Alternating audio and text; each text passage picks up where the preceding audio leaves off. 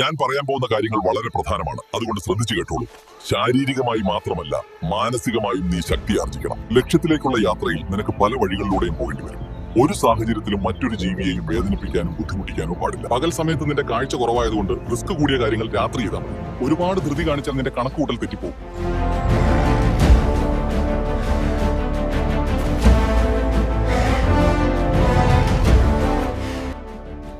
Kung fu പ്രാക്ടീസിൽ പേടിക്കണ്ട. എന്റെ കൈ നിന്റെ ദേഹത്ത് തട്ടാതെ ഞാൻ ശ്രദ്ധിച്ചോളാം.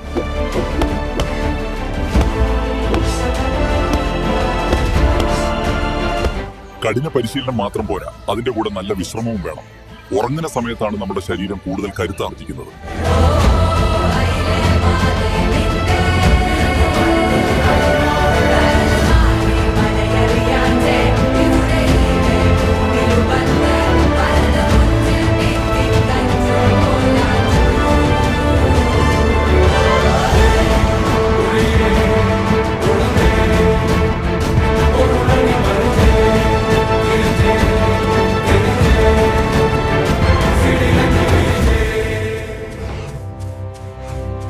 ഞാൻ നിന്നോട് പറഞ്ഞതെല്ലാം നീ എന്നെ കൂടാതെയും എല്ലാ ദിവസവും പരിശീലിക്കണം.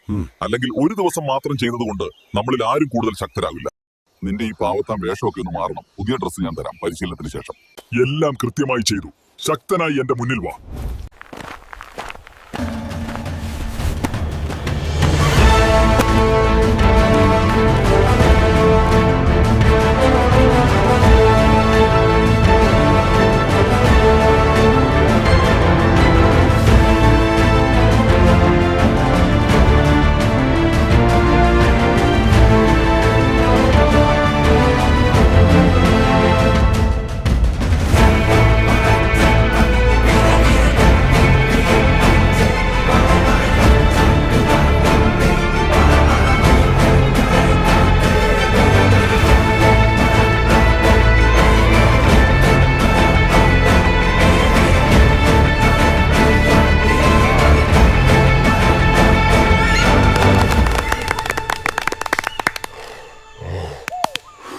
നിന്റെ കഷ്ടപ്പാടുകൾ ഞങ്ങൾ കാണുന്നുണ്ട് റൈബോ.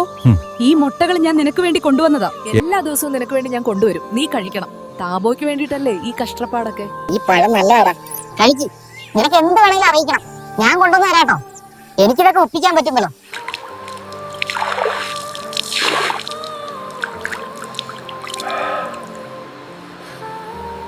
നല്ല ഫ്രഷ് തേൻ കിട്ടി, കുടിച്ചോടാ. താബോയെ കാണാൻ പറ്റുമെന്ന് ഒരു ഉറപ്പുമില്ലെങ്കിലും അവന് വേണ്ടി നീ പോവാൻ തീരുമാനിച്ചത് വലിയ കാര്യമാണ് റൈബോ. എന്നാലും കോർണാക്കെ, നീ എന്തൊരു ടഫായിട്ടുള്ള ട്രെയിനിങ് ആണ് അവനെ കൊണ്ട് ചെയ്യിക്കുന്നതെന്നമാ. ഞാൻ അവനോട് ആദ്യമേ പറഞ്ഞതാണ് വളരെ അപകടം പിടിച്ച കാര്യമാണിതെന്ന്. പക്ഷെ അവന് പോയേ പറ്റൂന്നല്ലേ വാശി. വഴിയിൽ വരാൻ പോകുന്ന അപകടങ്ങളെ നേരിടാൻ വേണ്ടിയാണ് ഇങ്ങനെ അവനെ പരിശീലിപ്പിക്കുന്നത്.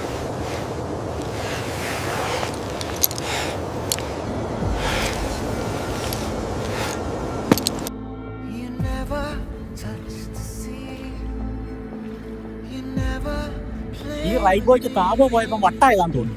ഇങ്ങനെ ട്രെയിനിങ് ചെയ്തോണ്ടിരുന്ന ചത്തുപോകില്ലേ? സ്വർഗത്തിലെ പക്ഷിയൊക്കെ അവൻ സ്വപ്നം വല്ലതും കണ്ടതായിരിക്കും. അതെ, നീ അറിഞ്ഞോ റൈബോ താപോയെ കൂട്ടിക്കൊണ്ടുവരുന്നൊക്കെയാ കേൾക്കുന്നത്. സ്വർഗത്തിൽ നിന്നൊക്കെ ഏതോ പക്ഷി വന്നെന്നൊക്കെ പറയുന്ന കേട്ടു. ആരൊക്കെ എന്തൊക്കെ പറഞ്ഞാലും റൈബോക്ക് ഞാൻ ഫുൾ സപ്പോർട്ടാണ്. അവൻ പോയി തിരിച്ചു വരുന്നതുവരെ ഞങ്ങളൊക്കെ അവന് വേണ്ടി പ്രാർത്ഥിക്കും.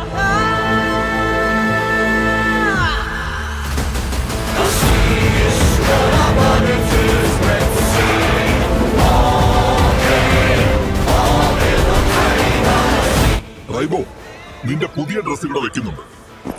എക്സസൈസ് കഴിഞ്ഞ് വരുമ്പോ മറക്കാണ്ടെടുക്കണം. നീ എല്ലാം കഴിഞ്ഞിട്ട് ഡ്രസ് ഇട്ടിട്ട് അങ്ങോട്ട് വാ. ചേർച്ചയുണ്ടോന്ന് അറിയില്ല, നീ ആദ്യം ഒന്ന് ഇട്ടു നോക്ക്.